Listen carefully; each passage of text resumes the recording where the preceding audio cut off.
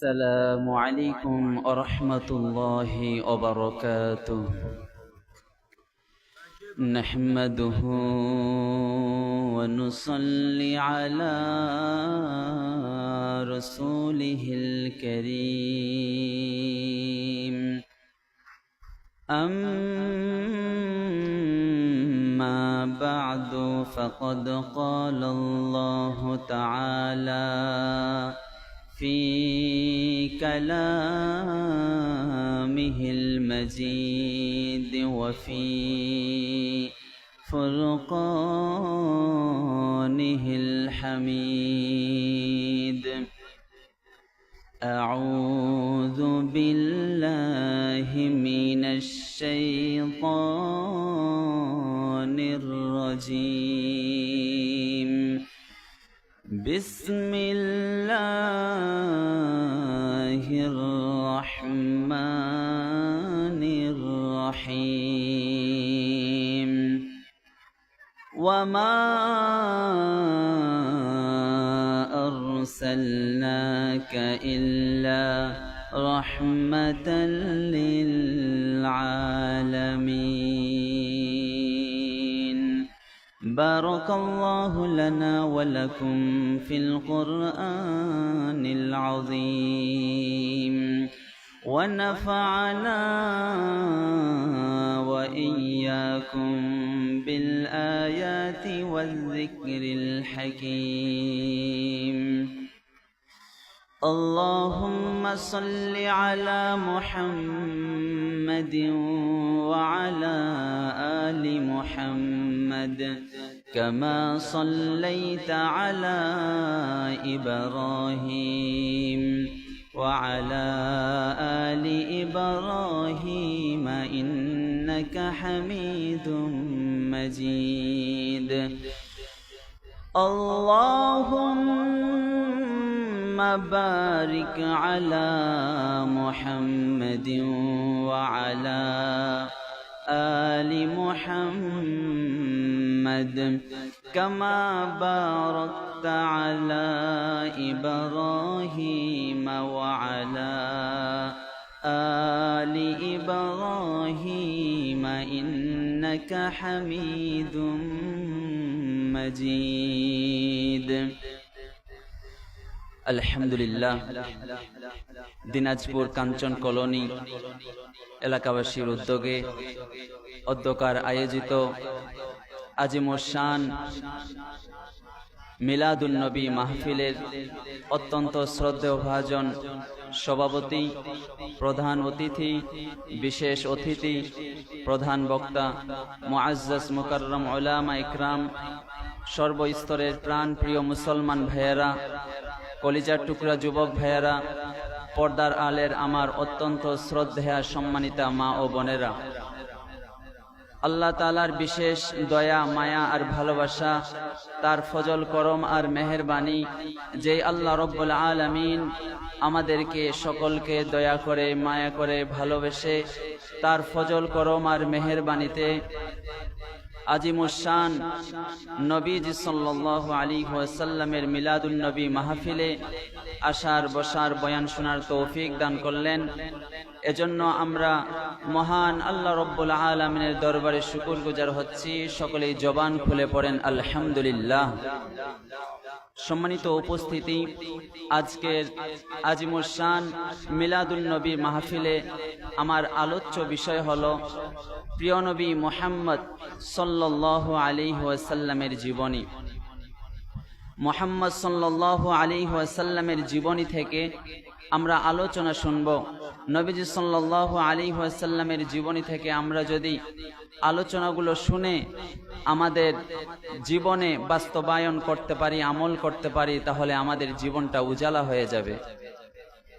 সম্মানিত উপস্থিতি, আমাদের প্রিয় নবী মুহাম্মদ সাল্লাল্লাহু আলাইহি ওয়াসাল্লামকে আল্লাহ তাআলা সৌদি আরবে পাঠিয়েছিলেন। শহরের নাম হলো মক্কাতুল মুকাররমা। নবীজির বংশের নাম হলো কুরাইশ বংশ। নবীজি হলেন হাশেমি খানদানের, অর্থাৎ পৃথিবীতে সর্বশ্রেষ্ঠ শহর হলো মক্কা মুকাররমা।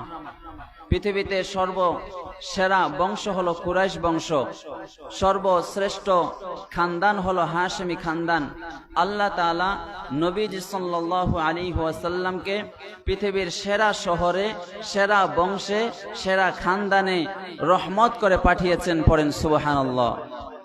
আল্লাহ বলেন 17 পারা 10 নম্বর পৃষ্ঠা 6 নম্বর লাইনে আছে, সূরা আম্বিয়ার 107 নম্বর আয়াত। আল্লাহ বলেন ওয়ামা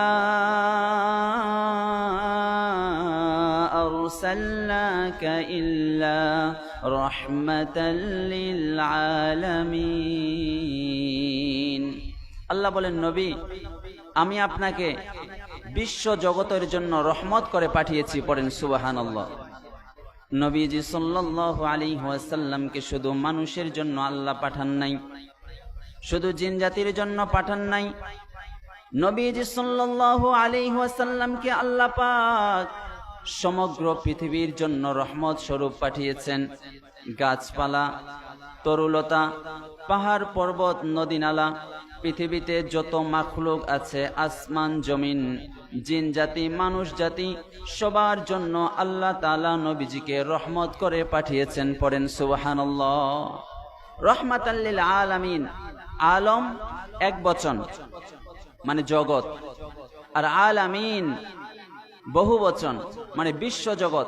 পৃথিবীতে যত জগৎ হতে পারে, বিশ্ব জগতের জন্য, সমগ্র জগতের জন্য আল্লাহ তাআলা নবীজিকে রহমত স্বরূপ পাঠিয়েছেন। পড়েন সুবহানাল্লাহ। নবীজি সাল্লাল্লাহু আলাইহি ওয়াসাল্লামের প্রথম নাম হলো মুহাম্মদ। নবীজির আরেক নাম হলো আহমদ।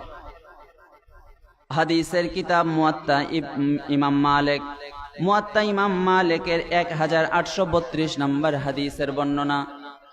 ইমাম মালিক রাহিমাহুল্লাহ কিতাবু আসমাইন নবী সাল্লাল্লাহু আলাইহি ওয়াসাল্লাম অধ্যায়ের মধ্যে হাদিস টেনেছেন। এই হাদিসের মধ্যে নবীজি সাল্লাল্লাহু আলাইহি ওয়াসাল্লামের 5টি নাম পাওয়া যায়। নবীজি বলেন আমার 5টি নাম আছে। 1 নাম্বার হলো আনা মুহাম্মদ, আমি মুহাম্মদ। 2 নাম্বার হলো আহমদ। 3 নাম্বার হলো মাহি। 4 নাম্বার হলো হাশের। 5 নাম্বার হলো আকেব। নবীজি বলেন আমার 5টি নাম আছে, মুহাম্মদ, আহমদ, মাহি, হাশের, আকেব। নবীজি সাল্লাল্লাহু আলাইহি ওয়াসাল্লামের নামের সাথে আর পৃথিবীর কোনো নাম হতে পারে এমন বিশ্বস্ত নাম আর হতে পারে? মুহাম্মদ কি সুন্দর নাম, আহমদ কি সুন্দর নাম। আহমদ বড় বিশ্বস্ত, সে কোন বন্ধু বলো বেশি বিশ্বস্ত, কার কাছে মন খুলে দেয়া যায়, কার কাছে প্রাণ খুলে দেয়া যায়, হওয়া যায় অতি আশ্বস্ত। তার নাম আহমদ বড় বিশ্বস্ত, সে কোন বন্ধু বলো বেশি বিশ্বস্ত। পড়েন সুবহানাল্লাহ।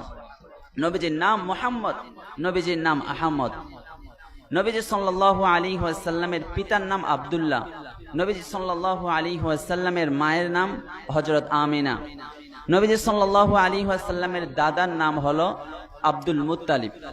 নাম বলার সময় 3টা নাম বলতে হয়, নিজের নাম, বাবার নাম, দাদার নাম। মানে আমার নাম সোহরাব, আমার আব্বার নাম আনসার, আমার দাদার নাম মুহররম, তাহলে সোহরাব বিন আনসার বিন মুহররম মোল্লা। 3টা নামের 3টা নাম দিয়ে নিজের পরিচয় দিতে হয় যে আমার নাম এটা, আমার বাবার নাম এটা, আমার দাদার নাম এটা। নবীজির নাম মুহাম্মদ, বাবার নাম আব্দুল্লাহ, নবীজির দাদার নাম হলো আব্দুল মুত্তালিব। আলহামদুলিল্লাহ পড়েন।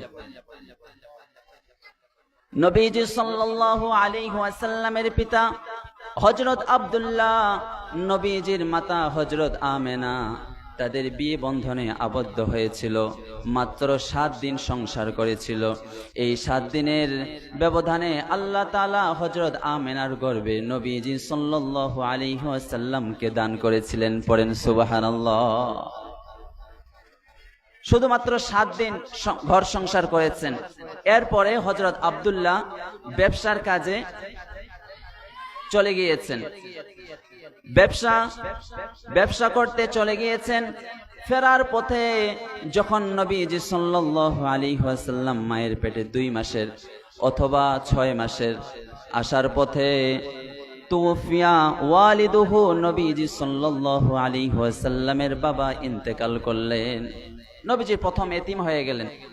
নবীজির পিতা আব্দুল্লাহ ব্যবসা থেকে ফেরার পথে প্রথম ইন্তেকাল হয়ে গেলেন। তুফিয়া ওয়ালিদুহু, নবীজির পিতা ইন্তেকাল করলেন। নবীজি প্রথম এতিম হলেন যখন মায়ের পেটে 2 মাস বয়স অথবা 6 মাস বয়স। নবীজি সাল্লাল্লাহু আলাইহি ওয়াসাল্লাম যখন মায়ের পেটে ছিলেন, হযরত আমেনা বলেন, যখন মুহাম্মদ আমার পেটে ছিল, আমার পেট থেকে একটা নূর আলো বের হয়ে শাম দেশের বড় বড় প্রাসাদগুলোকে আলোয় আলোকিত করে দিয়েছে। কসরুন কাবীরুন, বড় বড় প্রাসাদগুলোতে আমার পেট থেকে একটা নূর আলো গিয়ে যেমন সুইচ দিলে লাইটগুলো জ্বলে ওঠে, আমার পেট থেকে যেই নূর আর আলো বের হয়েছে শাম দেশের বড় বড় প্রাসাদগুলোকে আলোয় আলোকিত করে দিয়েছে। পড়েন সুবহানাল্লাহ। একজন গর্ভবতী মা যখন সন্তান প্রসব করেন, তখন এত ব্যথা কষ্ট সহ্য করেন। মানুষ সাধারণত 4.5 ইউনিট পেইন সহ্য করতে পারে, কিন্তু একজন মা যখন সন্তান প্রসব করেন তখন 57 ইউনিট পেইন সহ্য করেন।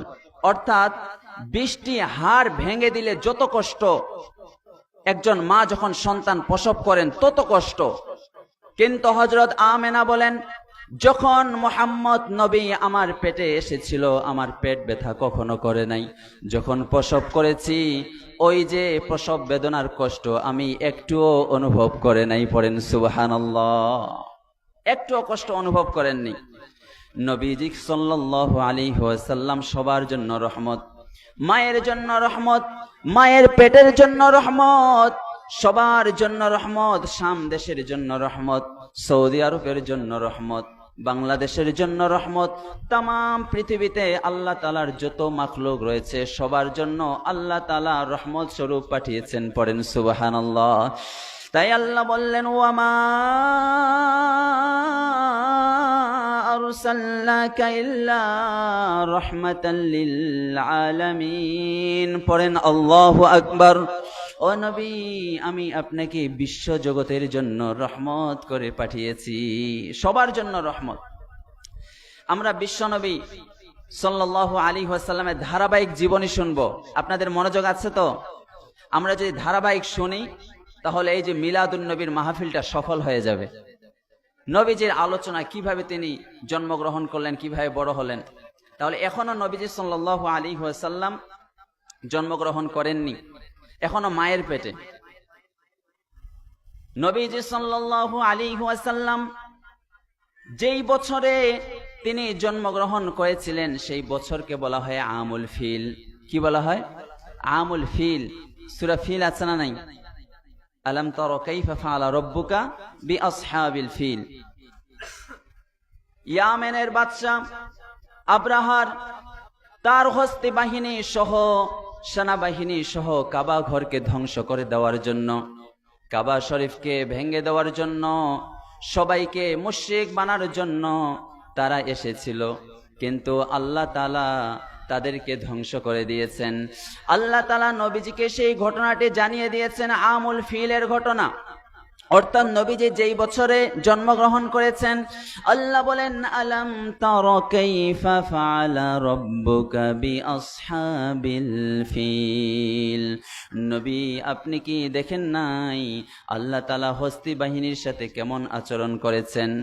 হস্তি বাহিনী কাবাঘর ভাঙ্গার জন্য এসেছিল, আল্লাহ তাআলা তাদের এই কৌশলকে ব্যর্থ করে দিয়েছেন। আলাম তারা কাইফা ফাআলা রাব্বুকা বিআসহাবিল ফিল আলাম ইয়াজআল কাইদাহুম ফি তাদলিল। আল্লাহ তাআলা তাদের কৌশলকে ব্যর্থ করে দিয়েছেন।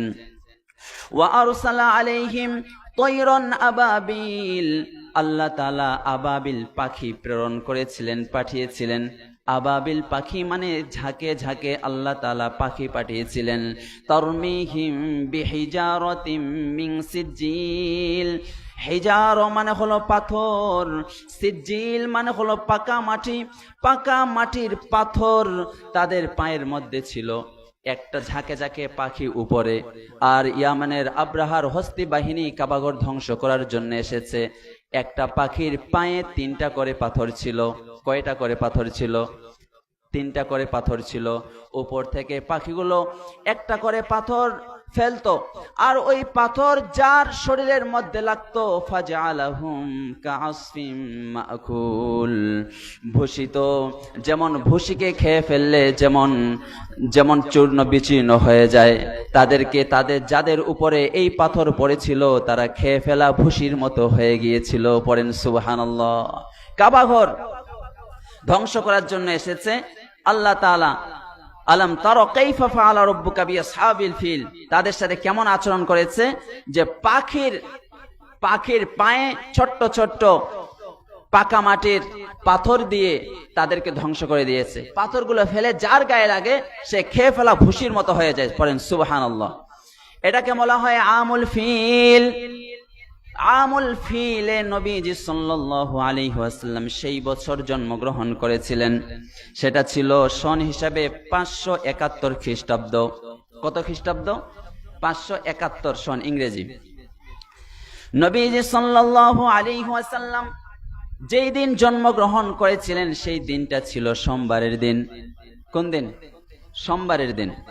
নবীজি সাল্লাল্লাহু আলাইহি ওয়াসাল্লাম যেই মাসে দুনিয়াতে আগমন করেছেন সেই মাসটা ছিল মাহে রবিউল আউয়াল। পড়েন সুবহানাল্লাহ। মানে আজকে হলো রবিউল আউয়ালের কত তারিখ? 11 তারিখ। 11 তারিখ পরে গিয়েছে। নবীজি সাল্লাল্লাহু আলাইহি ওয়াসাল্লাম রবিউল আউয়াল মাসের 8 তারিখে জন্মগ্রহণ করেছেন। এটা বিশুদ্ধ মত। তবে মতানৈক্য রয়েছে, কেউ বলেছেন 1 তারিখে, কেউ বলেছেন 2 তারিখে, কেউ বলেছেন 8 তারিখে, কেউ বলেছেন 12 তারিখে। তবে বিশুদ্ধ হলো 8 তারিখ। মতানৈক্য রয়েছে, কিন্তু মৃত্যুর ব্যাপারে কোনো মতানৈক্য নেই। নবীজি সাল্লাল্লাহু আলাইহি ওয়াসাল্লাম 12 রবিউল আউয়ালে ইন্তেকাল করেছেন। তাহলে মশহুর কৌল অনুযায়ী 12 তারিখে রবিউল আউয়াল তিনি জন্মগ্রহণ করেছেন, আবার 12 রবিউল আউয়াল তিনি মৃত্যুবরণ করেছেন। নবীজি সাল্লাল্লাহু আলাইহি ওয়াসাল্লাম দুনিয়াতে এসেছেন আমাদের জন্য রহমত। আমরা খুশি নাকি বেজার? খুশি নাকি বেজার? সবাই পড়েন আলহামদুলিল্লাহ। নবীজি সাল্লাল্লাহু আলাইহি ওয়াসাল্লাম এই দুনিয়ার বুককে উজালা করে আল্লাহ তাআলা নবীজিকে তামাম পৃথিবীর জন্য রহমত করে পাঠালেন। নবীজি সাল্লাল্লাহু আলাইহি ওয়াসাল্লামের বয়স যখন 1 বছর, কত বছর? 1 বছর। নবীজি সাল্লাল্লাহু আলাইহি ওয়াসাল্লামকে দুধ পান করানোর জন্য ধাত্রী মায়ের প্রয়োজন। তখন আরব দেশে নিয়ম ছিল, যখন নবজাতক শিশুর জন্ম হয় তখন আরেকজন ধাত্রী মায়ের কাছে দিয়ে দেন, দুধ পান করানোর জন্য আরেকজন মায়ের কাছে দিয়ে দেন। ব্রেস্ট ফিডিং উইমেন সবাই এসেছে নবজাতক শিশুকে নেওয়ার জন্য, দুধ পান করানোর জন্য। সবাই এসে যাদের মা বাবা আছে সম্ভ্রান্ত পরিবারের সবাইকে নিয়ে যায়। কিন্তু যখন শুনছে নবীজি সাল্লাল্লাহু আলাইহি ওয়াসাল্লাম এতিম, বাবা নাই, তখন আর কেউ কথা বলছে না। হালিমাতুস সাদিয়া তায়েফ থেকে এসেছেন, অনেক দূর থেকে তিনি এসেছেন, নবজাতক শিশুকে দুধ পান করানোর জন্য এসেছেন। তখন জিজ্ঞাসা করা হলো, এরকম শিশু আছে নাকি? তখন বলা হলো আছে, কিন্তু তার বাবা নাই। তার বাবা নাই। হালিমাতুস সাদিয়া ভাবছেন যে বাবা নাই, তাহলে তো টাকা পয়সা একটু কম পাবো, ছেলেটাকে দুধ পান করাবে, তাহলে একটু টাকা পয়সা তার বাবা থাকলে দিত, এখন তো বাবা নাই, তাহলে কিভাবে দিবে? আজীব ঘটনা। হালিমাতুস সাদিয়া বলেন, যখন হালিমাতুস সাদিয়া বললেন হোক এতিম, তুমি বাচ্চাটাকে দেখাও, যখন শিশু নবী মুহাম্মদ সাল্লাল্লাহু আলাইহি ওয়াসাল্লামকে দেখেছেন, দেখার সাথে সাথে যেন আসমানের চাঁদ যেমন উদিত হয়, নবীজি সাল্লাল্লাহু আলাইহি ওয়াসাল্লামের চেহারা মোবারকে চাঁদ যেন উদিত হয়েছে। পড়েন সুবহানাল্লাহ। হালিমাতুস সাদিয়া অনেক দূরের পথ অতিক্রম করে এসেছেন, তিনি ক্লান্ত হয়ে গিয়েছেন, তার স্তনে তেমন দুধ নাই। নবীজিকে কোলে নেওয়ার সাথে সাথে হালিমাতুস সাদিয়ার স্তনের মধ্যে দুধ ভরপুর হয়ে গেছে। গাধার পিঠে এসেছিল, উটের পিঠে এসেছিল, গাধাটা দুর্বল হয়ে গিয়েছিল। নবীজিকে নিয়ে যখন হালিমাতুস সাদিয়া গাধার পিঠে উঠেছেন, সেই অসচ্ছল গাধাটি, দুর্বল গাধাটি সাথে সাথে তেজি গাধা হয়ে গেছে। পড়েন সুবহানাল্লাহ। কারণ নবীজি সবার জন্য রহমত, ঠিক কিনা? গাধার জন্য রহমত, উটের জন্য রহমত, দুধ মায়ের জন্য রহমত, তামাম পৃথিবীর জন্য রহমত। ওয়ামা আরসালনাকা ইল্লা রাহমাতাল লিল আলামিন। তিনি রহমত, রহমতে আলম, নূরে মুজাসসাম, রহমতে আলম, নূরে মুজাসসাম। সাহাবীরা আতর বানায় ওই নবীজির ঘাম, সাহাবীরা আতর বানায় ওই নবীজির ঘাম। পড়েন সুবহানাল্লাহ। সবার জন্য রহমত, দুধ মায়ের জন্য রহমত। এই রহমত শুরু হয়ে গেল হালিমাতুস সাদিয়ার ঘরে। পড়েন সুবহানাল্লাহ। বেদুইন এলাকা ছিল, বনু সাদ গোষ্ঠী। হালিমাতুস সাদিয়া বেদুইন এলাকায় নবীজিকে নিয়ে গেলেন, বনু সাদ গোষ্ঠীতে। সেখানে সবাই পিওর ল্যাঙ্গুয়েজে কথা বলে, আরবীয় মুবিন, স্পষ্ট ভাষা। পিওর ল্যাঙ্গুয়েজ শেখানোর জন্য নবীজি সাল্লাল্লাহু আলাইহি ওয়াসাল্লামকে নিয়ে গেলেন। নবীজি সাল্লাল্লাহু আলাইহি ওয়াসাল্লাম হালিমাতুস সাদিয়ার দুধ পান করতে আরম্ভ করলেন, আর তরতাজা মোটা তাজা হয়ে উঠলেন, বিশুদ্ধ ভাষা শিখা শুরু করে দিলেন। নবীজি সাল্লাল্লাহু আলাইহি ওয়াসাল্লামের বয়স যখন 2 মাস হলো, 2 বছর হলো, তখন হালিমাতুস সাদিয়া দুধ পান করানো কমপ্লিট করে ফেললেন। দুধ পান করানো মেয়াদ হচ্ছে 2 বছর। কত বছর? 2 বছর। আল্লাহ রাব্বুল আলামিন বলেন, 2 পারা 17 নম্বর পৃষ্ঠার 1 নম্বর লাইনে আছে, 2 নম্বর সূরা সূরাতুল বাকারার 223 নম্বর আয়াত। আল্লাহ বলেন, ওয়াল ওয়ালিদাতু ইরদি'না আওলাদাহুন্না হাওলাইনি কামিলাইনি লিমান আরাদা আন ইউতিম্মার রাদাআহ। জোরে পড়েন আল্লাহু আকবার। মায়েরা তার সন্তানকে পূর্ণ 2 বছর দুধ খাওয়াবে। কথা বলেন, কয় বছর? 2 বছর। কিন্তু মায়েরা 2 বছর পূর্ণ দুধ খাওয়াতে চায় না। এই যে কেমিক্যাল কতগুলো জিনিস আছে, এই যে কি বলে মিল্ক জাতীয় কতগুলো জিনিস আছে, ফিডার, এগুলো খাওয়ায় না। আল্লাহ তাআলা মায়ের শাল দুধের মধ্যে আল্লাহ তাআলা মেডিসিন দিয়ে দিয়েছেন, ওষুধ দিয়ে দিয়েছেন। এটা যদি সন্তান খায় তাহলে সন্তানের ব্রেন, বুদ্ধি, মেধা শক্তি সবল হবে। সুবহানাল্লাহ পড়েন। এজন্য সন্তানকে মা 2 বছর দুধ পান করাবে। হালিমাতুস সাদিয়া তিনি 2 বছর দুধ পান করালেন। যখন 2 বছর দুধ পান করানো হয়ে গেল, তখন আবার হযরত আমিনার কাছে দেখা করানোর জন্য আবার চলে আসলেন। আসে দেখে শুনে 2 বছরের ছোট বাচ্চা, নবীজি সাল্লাল্লাহু আলাইহি ওয়াসাল্লাম, আল্লাহর নবী তো সুন্দর সুন্দর কথা বলে, মন ভুলানো কথা বলে, শুধু কথা বলা শিখেছে 2 বছর। আবার মায়ের সাথে দেখা করে আবার বনু সাদে হালিমাতুস সাদিয়া আবার নিয়ে চলে আসলেন। নবীজি সাল্লাল্লাহু আলাইহি ওয়াসাল্লাম বনু সাদে বিশুদ্ধ ভাষা শেখা শুরু করলেন, সুন্দর সুন্দর কথা বলেন, কারণ আল্লাহর নবী তো সুন্দর সুন্দর কথা বলেন। এভাবে 2 বছর, 3 বছর, 4 বছর তিনি বড় হতে লাগলেন।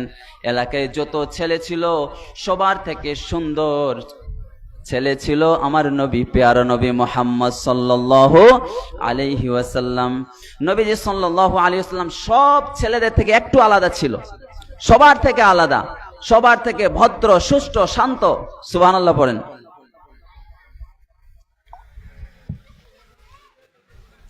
নবীজি সাল্লাল্লাহু আলাইহি ওয়াসাল্লামের বয়স যখন 4, আপনারা ধারাবাহিক আলোচনা বুঝতেছেন তো?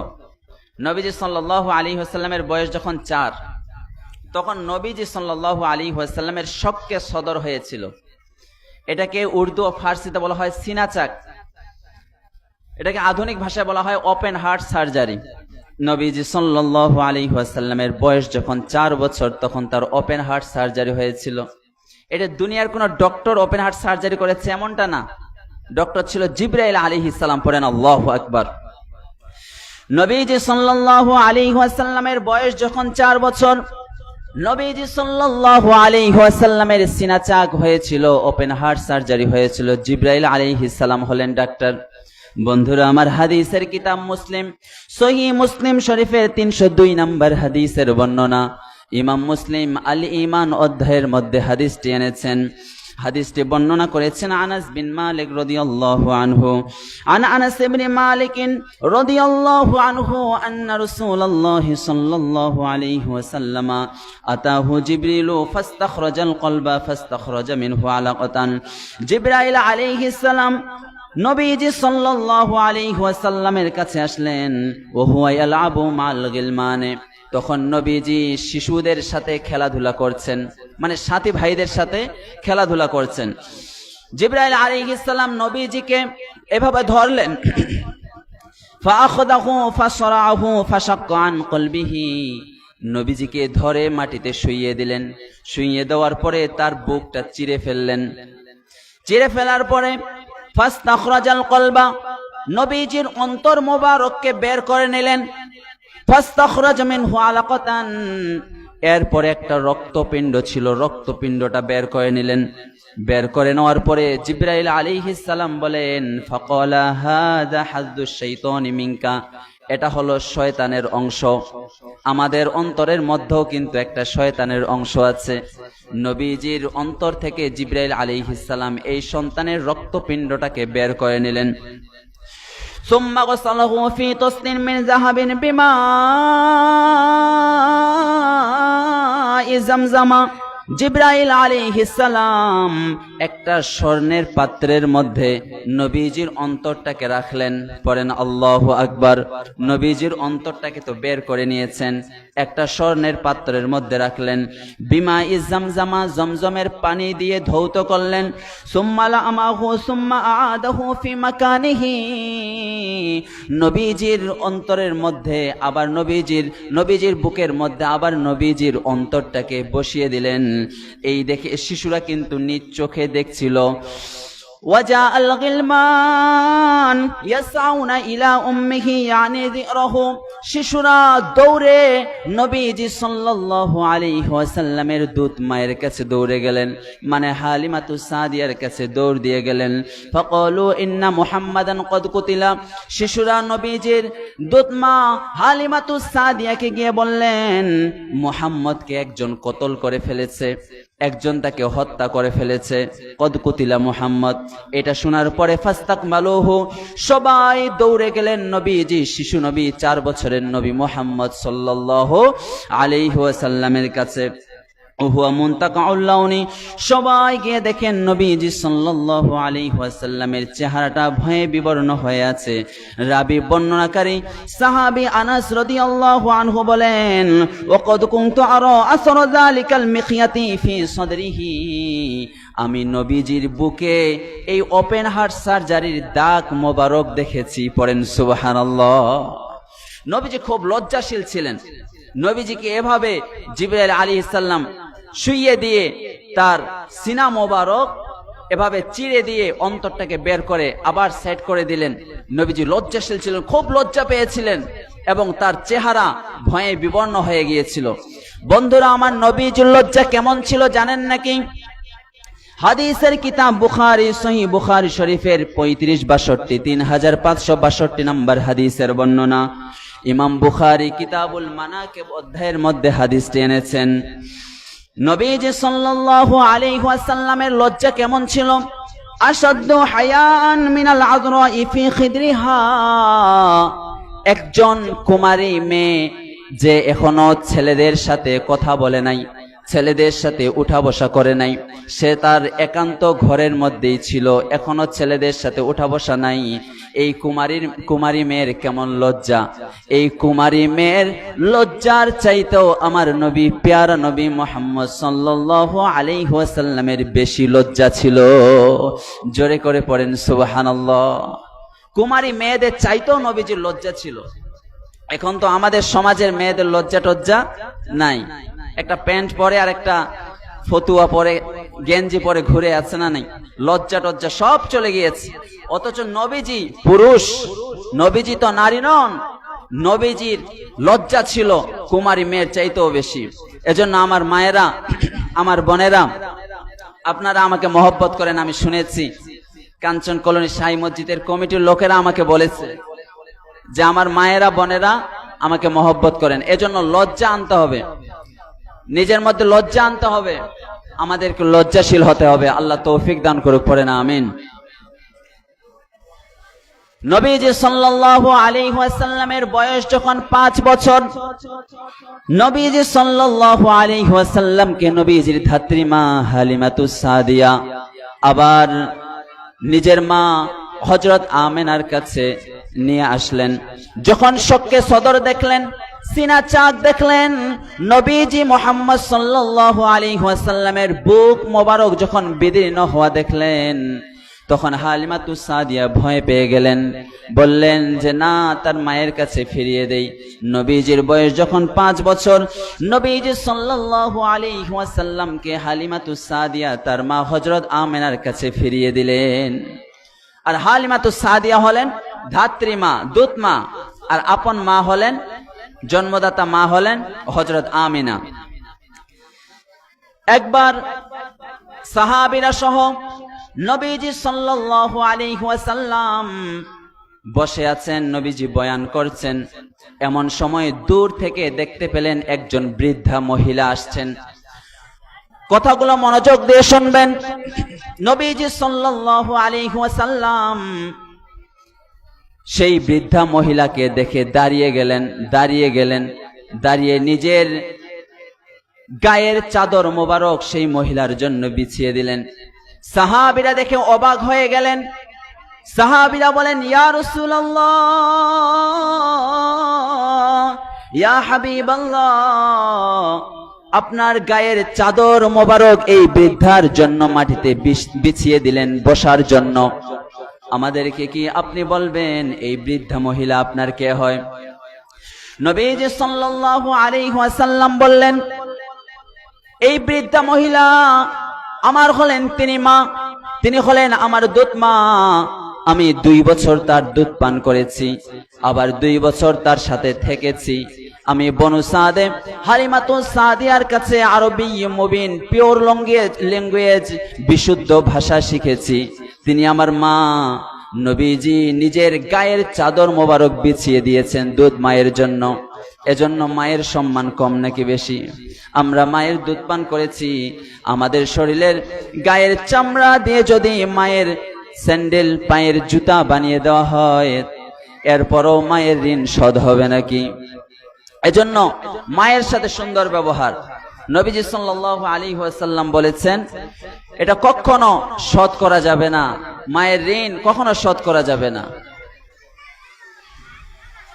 এটা আল্লাহ তাআলার রহমত। আলহামদুলিল্লাহ পড়েন।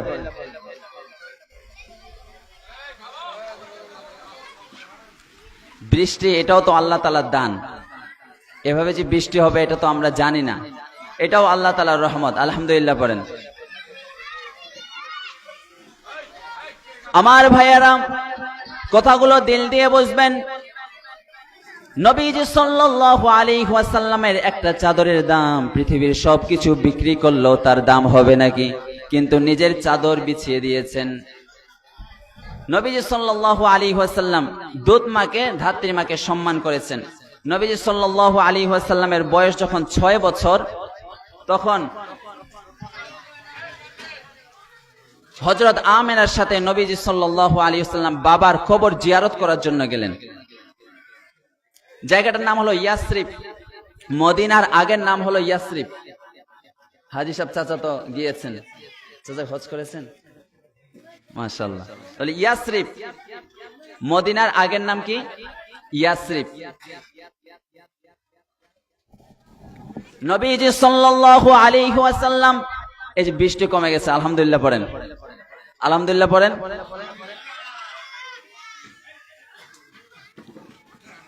আমার ভাইয়েরা কথাগুলো মনোযোগ দিয়ে শুনবেন।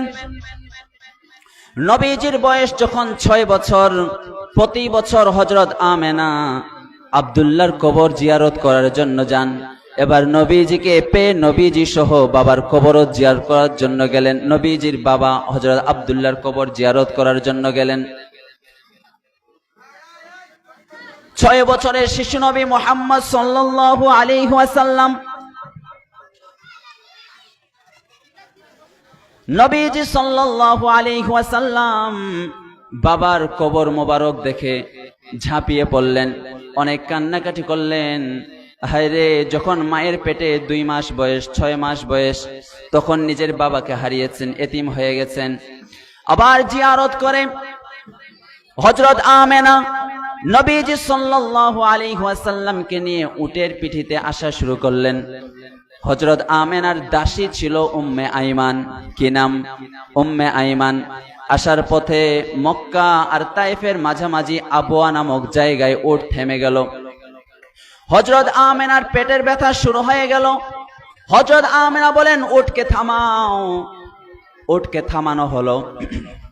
হযরত আমেনা উটের পিঠ থেকে মাটিতে পড়ে গেলেন। উম্মে আইমানকে বলে, উম্মে আইমান রে, আমার মুহাম্মদকে আমার বুকের উপরে দাও। হযরত আমেনা নবীজিকে বুকের উপরে নিলেন। বুকের উপরে নিয়ে বলেন, বাবা, আমার যাওয়ার সময় হয়ে গেছে। হযরত আমেনা মক্কার মদিনার মাঝামাঝি আবওয়া নামক জায়গায় ইন্তেকাল করলেন। এখন নবীজি কমপ্লিটলি এতিম হয়ে গেলেন।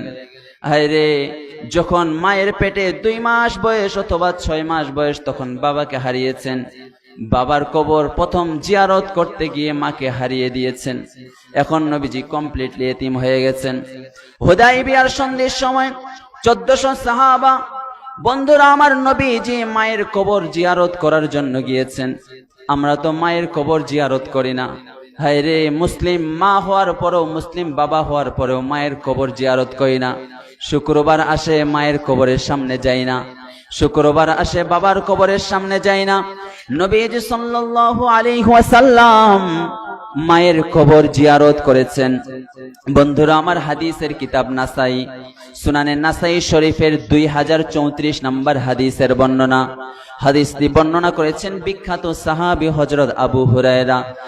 আন আবি হুরায়রা রাদিয়াল্লাহু আনহু أن رسول الله صلى الله عليه وسلم زار قبر أمه।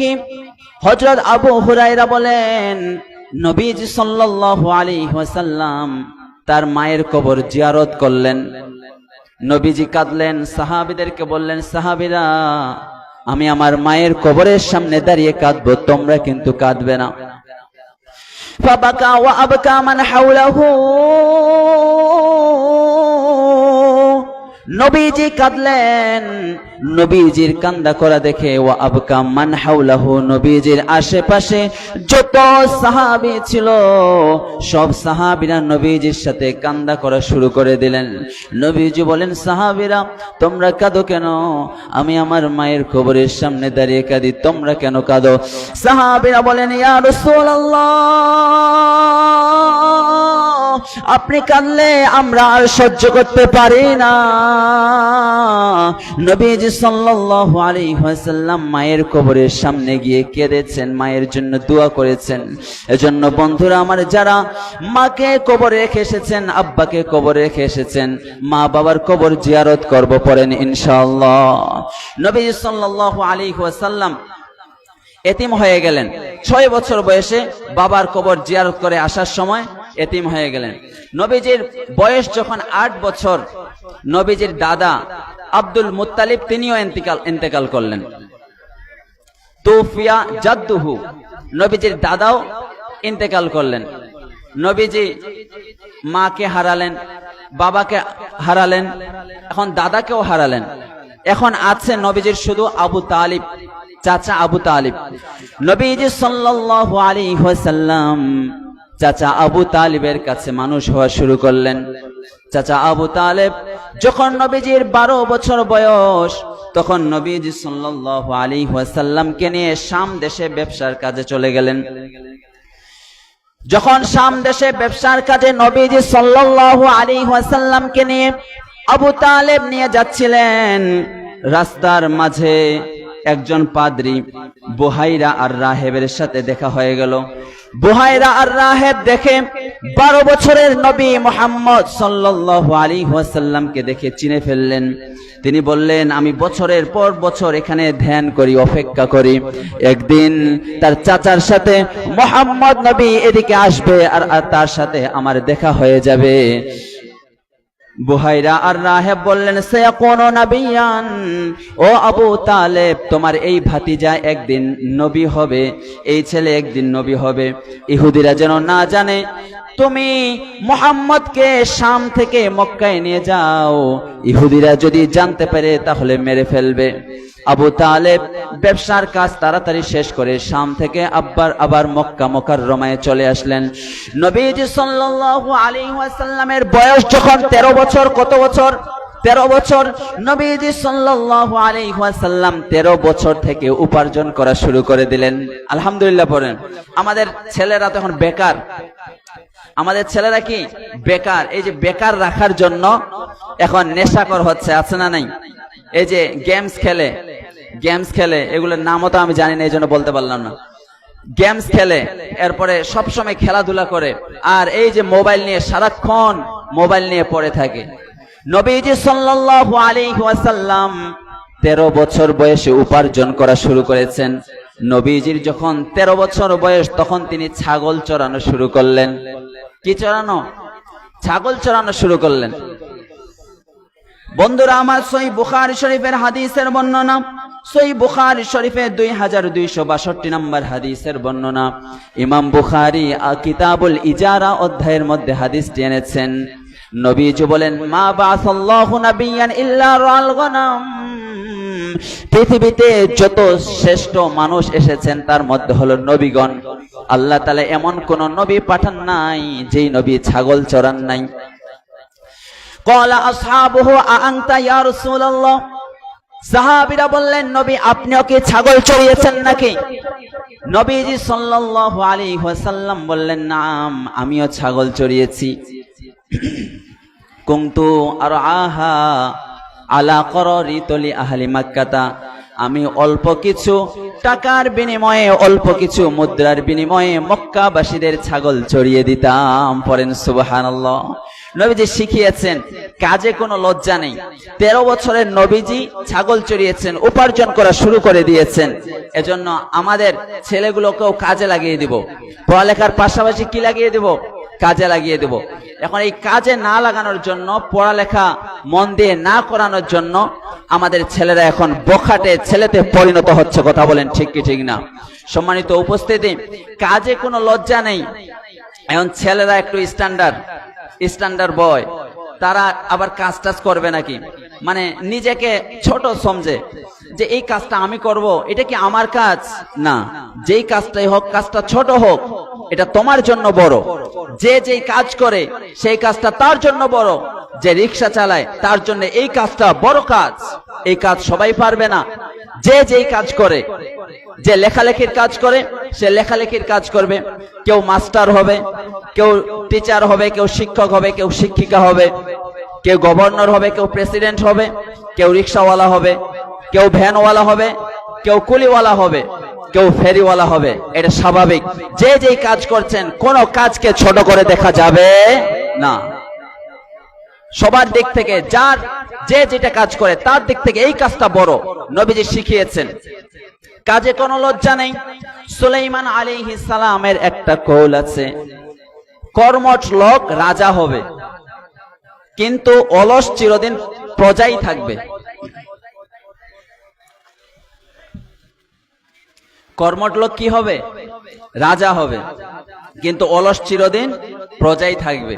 এজন্য যুবক ভাইয়েরা, কখনো বেকার থাকা যাবে না। যে পড়ালেখা করছেন, ভালো করে পড়ালেখা করেন। এদিক সেদিক সময় নষ্ট করার সময় আমাদের হাতে নাই। Do not waste time, you lost is life. সময় অপচয় করো না, জীবনটাই নষ্ট হয়ে যাবে। এখন মেয়েরা তো পড়ালেখাই করে না, মেয়েরা এখন কি করে না, পড়ালেখাই করে না। অথচ একজন বড় মেয়ে ডক্টরের প্রয়োজন আছে না নাই? ডক্টর, আপনার স্ত্রীর যদি একজন মেয়ে ডক্টর সিজার করে তাহলে এটা বেশি উত্তম না? তাহলে মেয়েদেরকে তো পড়ালেখা করতে হবে, তাদেরকে উচ্চ শিক্ষিত হতে হবে। কিন্তু এখন ছেলে মেয়েরা আর পড়ালেখা করে না, শুধু মোবাইল নিয়ে পড়ে থাকে। আর ছেলে মেয়ের মায়েরা কি করে, ওই টিভি নিয়ে পড়ে থাকে। শুধু আমরা যারা পুরুষরা আছি আমাদের ঘাড়ের উপরে সব চলে যায়। কিন্তু মাও টিভি দেখে, মেয়েও মোবাইল টিপে, ছেলেও খেলাধুলা করে আর নেশা করে, ঠিক কিনা? এজন্য বেকার থাকা যাবে না। নবীজি শিখিয়েছেন কাজে কোনো লজ্জা নেই। লজ্জা হলো অলসতায়। লজ্জা হলো কিসে? অলসতায়। নবীজি সাল্লাল্লাহু আলাইহি ওয়াসাল্লামের বয়স যখন 20 বছর, আমরা ধারাবাহিকভাবে আলোচনা করছি, 1 বছর থেকে আমরা 20 বছরে আসলাম। নবীজি সাল্লাল্লাহু আলাইহি ওয়াসাল্লামের বয়স যখন 20 বছর, নবীজি তখন একটা যুব সংগঠন করেছিলেন। কি করেছিলেন? যুব সংগঠন করেছিলেন। এই সংগঠনের নাম ছিল হালাফুল ফুজুল। আমরা বাংলাতে যেটাকে বলি হেলফুল ফুজুল। এটার বেসিক্যালি নাম ছিল হালাফুল মুত্তাইয়িবিন। আমরা এটাকে বাংলাকে হেলফুল ফুজুল বলি। এক গরিব লোক, শ্রমিক, সে কাজ করার পরে ধনী মানুষের বাড়িতে কাজ করেছে, কিন্তু ধনী মানুষ তার আর মজুরি দেয় না। এরকম আমাদের এলাকাতেও আছে না নাই? কাজ করেছে কিন্তু মজুরি দেওয়ার ব্যাপারে বলে যে কালকে দেবো। সেই লোকটা পাহাড়ের উপরে উঠে চিৎকার করে বলছে, কেউ কি এমন নেই যে আমার পাওনাটা আমাকে বুঝিয়ে দিবে তার কাছ থেকে নিয়ে? এই শুনে লাকাদ আনান নবী সাল্লাল্লাহু আলাইহি ওয়াসাল্লাম, নবীজি কষ্ট পেলেন। তখন 15 বছরের ছেলেগুলোকে নিয়ে, 18 বছরের ছেলেগুলোকে নিয়ে, 20 বছর 22 বছরের ছেলেগুলোকে নিয়ে, নবীজির বয়স তো 20 বছর, তার সমবয়সী ছেলেগুলোকে নিয়ে একটা যুব সংগঠন করলেন। আজকে যুব সমাজ যদি ঐক্য থাকে তাহলে ভালো থাকবে বাংলাদেশ। কথা বলেন ঠিক কি ঠিক না? আর যুব সমাজ যদি অধপতনের দিকে যায়, কোরআন যদি না মানে, তাহলে এই লাল সবুজের পতাকা অন্য দেশের মধ্যে উড্ডীন হওয়া কখনো সম্ভব নয়। এজন্য যুবক ভাইয়ারা যদি কোরআনকে মেনে নেয়, যদি 5 ওয়াক্ত নামাজি হয়ে যায়, যদি নবীজির আদর্শ মেনে নেয়, তাহলে ভালো থাকবে বাংলাদেশের লাল সবুজের পতাকা। আগামীর বাংলাদেশ যুবকদের বাংলাদেশ। কথা বলেন ঠিক কি ঠিক না? যখন কেউ চুরি করতে করতে সীমা লঙ্ঘন করে ফেলে, যখন চুরি করতে করতে, অন্যায় করতে করতে, জুলুম করতে করতে বছরের পর বছর বৃদ্ধা বয়স হওয়া পর্যন্ত যখন জুলুম করে, আল্লাহ তাআলা তখন যুবকদের হাতে দেশকে দিয়ে আল্লাহ তাআলা তাদের পতন ঘটিয়ে দেন। কথা বলেন ঠিক কি ঠিক না? এজন্য যুব সমাজ তোমাকে কর্মঠ হতে হবে, হেল্পফুল ফুজুলের মতো সংগঠন করতে হবে, ঐক্য হতে হবে, ঐক্য হয়ে কাজ করতে হবে। কথা বলেন ঠিক কি ঠিক না? নবীজি সাল্লাল্লাহু আলাইহি ওয়াসাল্লামের বয়স যখন 20 বছর, নবীজি সাল্লাল্লাহু আলাইহি ওয়াসাল্লাম এই সংগঠন করেছিলেন, যুব সমাজের হেল্পফুল ফুজুল করেছিলেন। আমরা এই হেল্পফুল ফুজুলের মতো সংগঠন করে এই সমাজটাকে বদলে দিতে চাই কি চাই না? যুব সমাজ, এই সমাজটাকে তোমরাই বদলে দিতে পারো। কথা বলেন ঠিক কি ঠিক না? নবীজি সাল্লাল্লাহু আলাইহি ওয়াসাল্লামের বয়স যখন 25 বছর, নবীজি সাল্লাল্লাহু আলাইহি ওয়াসাল্লাম 12 বছর বয়সে ওই যে চাচার সাথে শাম দেশে গিয়েছিলেন, চাচার ব্যবসার সাথে। নবীজি সাল্লাল্লাহু আলাইহি ওয়াসাল্লামের বয়স যখন 25 বছর, নবীজি দ্বিতীয়বার আম্মাজান খাদিজার হয়ে, বিজনেস পার্টনার হয়ে অথবা এমপ্লয়ি হয়ে তিনি শাম দেশে গেলেন। আম্মাজান খাদিজার যেগুলো প্রোডাক্ট ছিল, এই প্রোডাক্টগুলো নিয়ে সেল করার জন্য তিনি চলে গেলেন। আরো কয়েকজন মিলে চলে গেলেন। তার মধ্যে মাইসারা নামে একজন দাসী ছিল আম্মাজান খাদিজার। নবীজি সাল্লাল্লাহু আলাইহি ওয়াসাল্লাম 25 বছর বয়সে আম্মাজান খাদিজার হয়ে ব্যবসার কাজে পণ্যগুলো নিয়ে শাম দেশে চলে গেলেন। ফিরে আসলেন, ব্যবসার মধ্যে অনেক লাভ হলো, প্রচুর লাভ হলো। এই দেখে কানাত খাদিজাতু সাইদাতান, হযরত আম্মাজান খাদিজা খুশি হয়ে গেলেন। আম্মাজান খাদিজার দাসী মাইসারা, মাইসারা আম্মাজান খাদিজাকে এসে বলল, খাদিজা তুমি যে আমাদের সাথে একজনকে মোহাম্মদ নামে পাঠিয়েছো, এই মোহাম্মদ সাধারণ কোনো ছেলে নয়, তার চালচলন কথাবার্তা বুদ্ধিমত্তা একেবারে আলাদা, অসাধারণ, সবার চেয়ে আলাদা। এই কথা শুনে আম্মাজান খাদিজা নবীজির প্রতি আকৃষ্ট হলেন। নবীজি সাল্লাল্লাহু আলাইহি ওয়াসাল্লামকে বিয়ে করার জন্য তিনি মনস্থ করলেন। আম্মাজান খাদিজা ছিল সম্ভ্রান্ত পরিবারের মহিয়সী নারী। লাকাদ কানাত সাঈদাতু আমালিন কাবীরা, অনেক বড় বিজনেস উইমেন ছিলেন। আম্মাজান খাদিজা রাদিয়াল্লাহু আনহা নবীজি সাল্লাল্লাহু আলাইহি ওয়াসাল্লামের প্রতি আসক্ত হলেন, তার চাচাদের কাছে বিয়ের প্রস্তাব দিলেন। তখন আম্মাজান খাদিজার বয়স হলো 40 বছর। কথা বলেন কত বছর? আম্মাজান খাদিজার বয়স 40 বছর, আর নবীজি সাল্লাল্লাহু আলাইহি ওয়াসাল্লামের বয়স হলো 25 বছর। তখন ফ্যামিলিগতভাবে, পরিবারগতভাবে নবীজি সাল্লাল্লাহু আলাইহি ওয়াসাল্লামের প্রথম বিয়েটা আম্মাজান খাদিজার সাথে সম্পন্ন হলো। পড়েন আলহামদুলিল্লাহ। মোহর ছিল ওয়াকানাল মোহরু 20 মিনাল ইবিল। নবীজি সাল্লাল্লাহু আলাইহি ওয়াসাল্লামের প্রথম বিয়ে আম্মাজান খাদিজার সাথে মোহর ছিল 20টি উট। কয়টি উট? মানে লক্ষ লক্ষ টাকা, কোটি টাকা মোহর ছিল। এটা নবীর জন্য বিশেষ। কিন্তু আমরা যখন মেয়েদেরকে বিয়ে দেব তখন মোহরানা কিন্তু অল্প করে বাঁধবো। মোহরানা সর্বনিম্ন হলো 2000 টাকা। কত? 2000, 10 দিরহাম মানে 2000 টাকা। 3000 টাকা হয়ে গেলে কিন্তু মোহরানা হয়ে যাবে। কিন্তু এই যে মাঝে মাঝে আমি বিয়ে পড়াতে যাই না, খুতবা দিতে যাই না, দেখি 5 লক্ষ টাকা মোহরানা, 4 লক্ষ, 3 লক্ষ টাকা মোহরানা। এই মোহরানাটাকে আমরা সহজ করব। তো মোহরানা কেন বেশি করে বাঁধে? যদি আবার তালাক দিয়ে দেয় তখন টাকাটা পাবে। এই যে একটা কাবিন ব্যবসা হয়ে গেছে। এজন্য বিয়ে দেওয়ার সময় আপনারা ভালো ছেলে দেখবেন, ভালো মেয়ে দেখবেন। শুধু সুন্দর মেয়ে দেখলে হবে না, ভালো আদর্শ মেয়ে দেখতে হবে। তাহলে নবীজি সাল্লাল্লাহু আলাইহি ওয়াসাল্লামের বয়স যখন 25 বছর, নবীজি প্রথম বিয়ে করলেন। আলহামদুলিল্লাহ পড়েন। তাহলে ছেলেদের বিয়ের বয়স হলো কত বছর? 25 বছর। কিন্তু একজনের বয়স 30 বছর, 32, 33 বছর, বিয়ে টিয়ে করে না, কাজও করে না, চাকরিও করে না। এভাবে খেলাধুলা করলে আর মোবাইলে সময় দিলে কখনো সাকসেসফুল হওয়া যাবে না। এজন্য অল্প বয়সে বিয়ে করবে, অল্প বয়সে বিয়ে করতে হবে। 25-এ বিয়ে, 26-এ বাবা, মেয়ের বাবা, 40-এ মেয়েকে বিয়ে দিলে 41-এ না। এরপরে তার আবার বাচ্চা হলে 60 বছর, 70 বছর আপনার হায়াতে আপনি দাদার দাদা হয়ে গেলেন, মানে মহাদাদা। এজন্য অল্প বয়সে বিয়ে দিতে হবে। মেয়েদের বিয়ের বয়স হলো 16 থেকে 20-22, 16 থেকে 20, এটাই হলো মেয়েদের ভালো বয়স একটা। আবার ছেলেদের 25, 24, 25, 26-এর ভিতরে বিয়ে দিয়ে দিবেন, তাহলে বরকত দিবেন কে? আল্লাহ রাব্বুল আলামিন বলেন 18 পারা 13 নম্বর পৃষ্ঠার 1 নম্বর লাইনে আছে, সূরা নূরের 32 নম্বর আয়াত। আল্লাহ বলেন ওয়া আনকিহুল আয়ামা, যারা অবিবাহিত ছেলে মেয়ে আছে তাদেরকে বিয়ের পিঁড়িতে বসিয়ে দাও। কথাটা কার? আল্লাহ। ওয়া আনকিহুল আয়ামা মিনকুম, তোমাদের কাছে যারা অবিবাহিত মেয়ে ছেলে আছে তাদেরকে বিয়ের পিঁড়িতে বসিয়ে দাও, তাদের বিয়ে বন্ধনে আবদ্ধ করে দাও।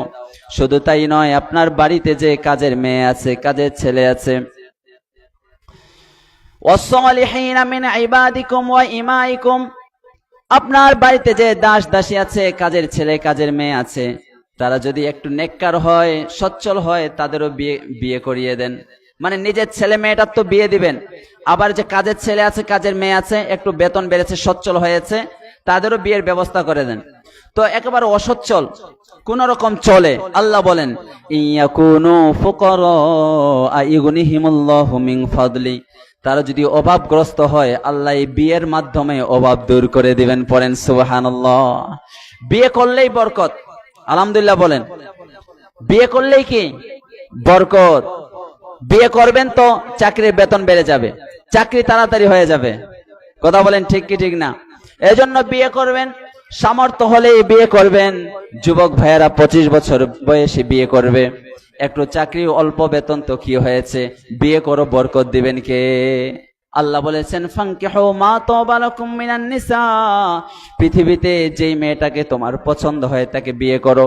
সামর্থ্য আছে, স্বাস্থ্যবান, শরীর স্বাস্থ্য আছে, আবার সামর্থ্য আছে, তাহলে মাসনা 2টা বিয়ে করতে পারবে।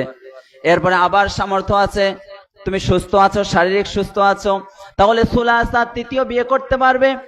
যদি আরো সামর্থ্য থাকে, শরীর সুস্থ থাকে, তাহলে রুবা 4টা বিয়ে করতে পারবে। কয়টা বিয়ে? 4টা পর্যন্ত ইসলামে বিয়ে বৈধ। এরপরও শোনা যায় মন্ত্রী সাহেব কোটি কোটি টাকা, কারণ চুরি করতে করতে এত টাকা হয়েছে, এদের হাতগুলো আগে কেটে দেওয়া দরকার। কথা বলেন ঠিক কি ঠিক না? তো দেখা যায় যে বিয়ে করতে করতে কারো 5টা বউ, কারো 8টা বউ, কারো 10টা বউ, এভাবে বিয়ে করলে যত সন্তান হবে সব যারও সন্তান হবে। কথা বলেন ঠিক কি ঠিক না? এই জন্য অবৈধ সন্তান এগুলোই নাস্তিক হয়, এগুলোই জালেম হয়। অবৈধ সন্তান জালেম হয়, অবৈধ সন্তান নাস্তিক হয়। এজন্য ইসলামের 4টি বিয়ে। কয়টি বিয়ে? 4টি বিয়ে। যদি সামর্থ্য থাকে, আবার শারীরিকভাবে সুস্থতা থাকে, এই 2টা গুণ যদি পাওয়া যায়, তাহলে তার জন্য 2য় বিয়ে করা, 3য় বিয়ে করা, 4র্থ বিয়ে করা কি আছে? জায়েজ আছে। কথাটা বুঝলেন নাকি না বুঝলেন? তাহলে নবীজি সাল্লাল্লাহু আলাইহি ওয়াসাল্লামের বয়স যখন 25 বছর, নবীজি সাল্লাল্লাহু আলাইহি ওয়াসাল্লাম প্রথম বিয়ে করলেন। এরপরে নবীজি সাল্লাল্লাহু আলাইহি ওয়াসাল্লামের প্রথম স্ত্রী আম্মাজান খাদিজা যতদিন পর্যন্ত তিনি বেঁচে ছিলেন, নবীজি আর 2য় বিয়ে করেন নাই। পড়েন সুবহানাল্লাহ। নবীজি আম্মাজান খাদিজাকে এত ভালোবাসতেন, আর 2য় বিয়ে করেন নাই। নবীজি সাল্লাল্লাহু আলাইহি ওয়াসাল্লামের বয়স যখন 30 বছর, ওলিদাত জাইনাবু, তখন হযরত জাইনাব নবীজির ঘরকে উজালা করে আল্লাহ তাআলা নবীজির ঘরে প্রথম কন্যা সন্তান দান করলেন। যাদের কন্যা সন্তান আছেন পড়েন আলহামদুলিল্লাহ। যাদের কন্যা সন্তান প্রথমে হয়েছে, মানে নবীর সাথে মিলে গিয়েছে, প্রথমে কন্যা সন্তান হওয়া দানটা কার? অনেকেই মন খারাপ করে, যদি একটা ছেলে হতো, মন খারাপ। আমাকেও আল্লাহ তাআলা একটা ছেলে সন্তান দিয়েছেন, আলহামদুলিল্লাহ পড়েন। আল্লাহর ইচ্ছা, আমি মনে করেছিলাম আল্লাহ যেটা দিবেন সেটাই আলহামদুলিল্লাহ। কিন্তু অনেকেই মনে করে যদি মেয়ে হয় তাহলে মন খারাপ হয়ে যায়। না, প্রথমে মেয়ে হওয়া এটা তো আরো বেশি বরকতের ব্যাপার। নবীজি সাল্লাল্লাহু আলাইহি ওয়াসাল্লামের বয়স যখন 33 বছর, উলিদাত রুকাইয়া, তখন আল্লাহ তাআলা নবীজির ঘরে আরেকজন কন্যা সন্তান দান করলেন, হযরত রুকাইয়া। নবীজি সাল্লাল্লাহু আলাইহি ওয়াসাল্লামের বয়স যখন 34 বছর, ওলিদাত উম্মু কুলসুম, আল্লাহ তাআলা নবীজির ঘরে 3য় নাম্বার কন্যা দান করলেন, উম্মে কুলসুম। এখন কয়টা কন্যা হলো? কয়টা কন্যা হলো? 3টা হলো। মানে 3টা কন্যার নবীজি সাল্লাল্লাহু আলাইহি ওয়াসাল্লাম এখন বাবা হলেন, 3 কন্যার বাবা। অনেকেই আছে যে 3টা কন্যা হয়েছে, মানে ছেলের আশা করতে করতে খালি আবার মেয়ে হয়, 4 নম্বরে আবার মেয়ে। আমার আব্বার কিন্তু 4টা মেয়ে, মানে আমার বোন হলো 4টা, প্রথমেই তারা বড়। তো প্রথমে 3টা মেয়ে হওয়া, 4টা মেয়ে হওয়া, এটা হলো নবীজির সাথে এটা মিলে যাচ্ছে। আলহামদুলিল্লাহ পড়বেন। কথাটা বুঝলেন নাকি না বুঝলেন? নবীজি সাল্লাল্লাহু আলাইহি ওয়াসাল্লামের বয়স যখন 35 বছর, ওলিদাত ফাতিমা, তখন হযরত ফাতেমা রাদিয়াল্লাহু আনহা জন্মগ্রহণ করলেন। হযরত ফাতেমা রাদিয়াল্লাহু আনহা নবীজি সাল্লাল্লাহু আলাইহি ওয়াসাল্লামের কলিজার টুকরা, নয়নের পুতলি। নবীজি সাল্লাল্লাহু আলাইহি ওয়াসাল্লাম ইন্তেকালের আগে কি জানি ফাতেমাকে কানে কানে বললেন, ফাতেমা কেঁদে দিলেন। আবার কি জানি কানে কানে বললেন, ফাতেমা হেসে দিলেন। বন্ধুরা আমার, হাদিসের কিতাব বুখারী, সহিহ বুখারী শরীফে 3624 নম্বর হাদিসের বর্ণনা। ইমাম বুখারী কিতাবুল মানাকিব অধ্যায়ের মধ্যে হাদিসটি এনেছেন। আম্মা জান আয়েশা সিদ্দিকা রাদিয়াল্লাহু আনহা হযরত ফাতেমাকে জিজ্ঞাসা করলেন, ও ফাতেমা, নবীজি তোমাকে কি বলেছিলেন যার কারণে তুমি প্রথমে কেঁদেছিলে এরপরে হেসেছিলে? নবীজি বলেছিলেন, আমার সময় হয়ে গেছে। প্রতি বছর জিবরাইল আলাইহিস সালাম আমার সাথে একবার কোরআন খতম করে শুনানি দেয়, দাওয়ার করে, কিন্তু এই বছর জিবরাইল আলাইহিস সালাম আমার সাথে 2বার কোরআন শোনাশুনি করেছে। মানে আমি বুঝতে পেরেছি আমার যাওয়ার সময় হয়ে গেছে, কিন্তু আমার মনে হয় তোমার সাথে আমার প্রথম দেখা হবে। এই কথা শুনে আমি কেঁদে দিয়েছি, ফাবাকাইতু, আমি কেঁদে দিয়েছি। এরপরে নবীজি হযরত ফাতেমার কানে কানে বললেন, সাইয়্যিদাতা নিসাই আহলিল জান্নাহ, ও ফাতেমা, তুমি যদি জান্নাতের নারীদের সরদারিনী হও তাহলে তুমি খুশি কিনা? ফাদহিকতু লিযালিকা, হযরত ফাতেমা বলেন, এই কথা শুনে আমি হেসে দিয়েছি। কথাটা বুঝবেন, নবীজি সাল্লাল্লাহু আলাইহি ওয়াসাল্লাম বললেন, ফাতেমা, তুমি জান্নাতের নারীদের সরদারিনী হবে। এখানে কিন্তু জান্নাতের নারী পুরুষ উভয়ের সরদারিনী হবে, নবীজি কিন্তু এই কথা বলেন নাই। কারণ হলো আল্লাহ রাব্বুল আলামিন বলেন, 5 পারা 2 নম্বর পৃষ্ঠার 10 নম্বর লাইনে আছে, সূরা নিসার 34 নম্বর আয়াত, আল্লাহ বলেন, আর রিজালু কাওয়ামুনা আলান নিসা, মহিলাদের অভিভাবক হলো পুরুষরা, পুরুষরা নেতৃত্ব দিবে। এখানে মহিলা মানুষ কখনো প্রেসিডেন্ট হতে পারবে না, এটা কোরআনের খেলাফ, হাদিসের খেলাফ। মহিলা মানুষ যদি প্রেসিডেন্ট হয় তাহলে তার আশেপাশে যারা থাকবে এরা হবে চোর, চোর আর ডাকাত। মহিলা মানুষ যদি প্রধানমন্ত্রী হয় তাহলে চোর বেড়ে যাবে, ডাকাত বেড়ে যাবে, অন্যায় জুলুম অত্যাচার বেড়ে যাবে। কথা বলেন ঠিক কি ঠিক না?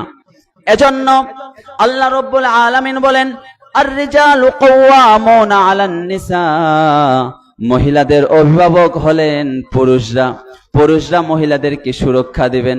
এজন্য মহিলা যদি নেতৃত্ব দেয় তাহলে অন্যায় জুলুম, কারণ আশেপাশে যেগুলো আছে এগুলো চোর, কোটি কোটি টাকা চুরি করে, শুধু কোটি না, হাজার হাজার কোটি টাকা চুরি করে, এত বড় চোর।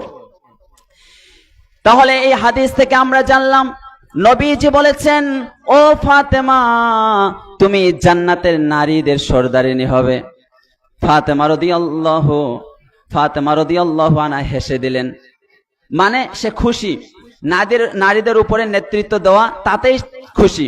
এখন হযরত ফাতেমা তো এই কথা বলেন নাই যে আমি পুরুষদেরও সরদারিনী হব, বলেছেন?